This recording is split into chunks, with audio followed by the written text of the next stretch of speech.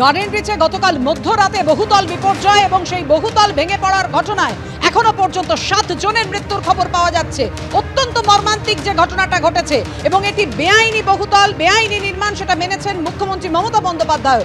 এই মুহূর্তে ঘটনাস্থলে গিয়ে পৌঁছেছেন মোহাম্মদ সেলিম। গার্ডেন ব্রিজে নির্মীয়মান বহুতল ভেঙে মৃতের সংখ্যা বেড়ে দাঁড়ালো 7। ঝুপড়ির ওপর নির্মীয়মান বহুতল ভেঙে 7 জনের মৃত্যু হয়েছে। ধ্বংসস্তূপের নিচে এখনো আটকে রয়েছেন 4 জন। আহতদের ইতিমধ্যে হাসপাতালে ভর্তি করা হয়েছে। দোষীদের বিরুদ্ধে ব্যবস্থা নেওয়ার নির্দেশ দিয়েছেন মুখ্যমন্ত্রী মমতা বন্দ্যোপাধ্যায়।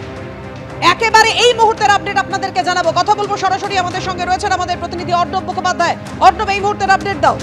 দেখো, একটু আগেই মোহাম্মদ সেলিম এবং তার সঙ্গে সঙ্গে সিপিআইএম এর পক্ষ থেকে সায়রা শাহ আলিম তারা এখান দিয়ে ঢুকেছেন, প্রবেশ করেছেন। যেটা হয়েছে যে মমতা বন্দ্যোপাধ্যায় যে গেটটা দিয়ে ঢুকেছেন সেখান দিয়েই মূলত সবাই ঢোকা বেরোনো করছিলেন, কিন্তু মোহাম্মদ সেলিম সেই রাস্তায় হাঁটেননি। তিনি কিছুটা এগিয়ে এসে তিনি এই যে সামনের গেটটি আমরা দেখতে পাচ্ছি, এই গেট দিয়ে তিনি ভেতরে প্রবেশ করে গিয়েছেন।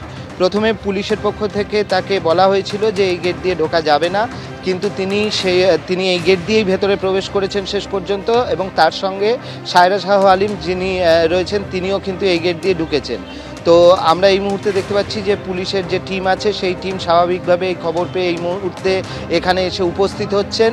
তার কারণ হচ্ছে যে যেরকম আমরা দেখতে পাচ্ছি যে মোহাম্মদ সেলিম তিনি এসছিলেন, কিন্তু তিনি সবাই যে জায়গা দিয়ে যাচ্ছেন সেই জায়গা দিয়ে না প্রবেশ করে তার আগের একটি গলি দিয়ে তিনি ভেতরে প্রবেশ করে গিয়েছেন এবং ভেতরে গিয়ে তিনি ঘটনাস্থল দর্শনে গিয়েছেন। তো এই মুহূর্তে আমরা দেখতে পাচ্ছি যে পুলিশের একটি বড় টিম এই গেটে এই মুহূর্তে এসে পৌঁছেছে। পুলিশের আধিকারিকরা রয়েছেন। তার কারণ সকাল থেকে মমতা বন্দ্যোপাধ্যায় যেরকমভাবে এসছেন, তার পাশাপাশি আমরা দেখেছি বিজেপির পক্ষ থেকেও এসেছে, কংগ্রেসের পক্ষ থেকেও এসছে এবং বামেদের পক্ষ থেকে মোহাম্মদ সেলিম তিনি এসছেন এবং তিনি এসে এখন ভেতরে ঢোকার চেষ্টা করছেন। স্বাভাবিকভাবে তিনি যে জায়গায় এই বিল্ডিং ভেঙে পড়েছে সেখানে তিনি যাচ্ছেন।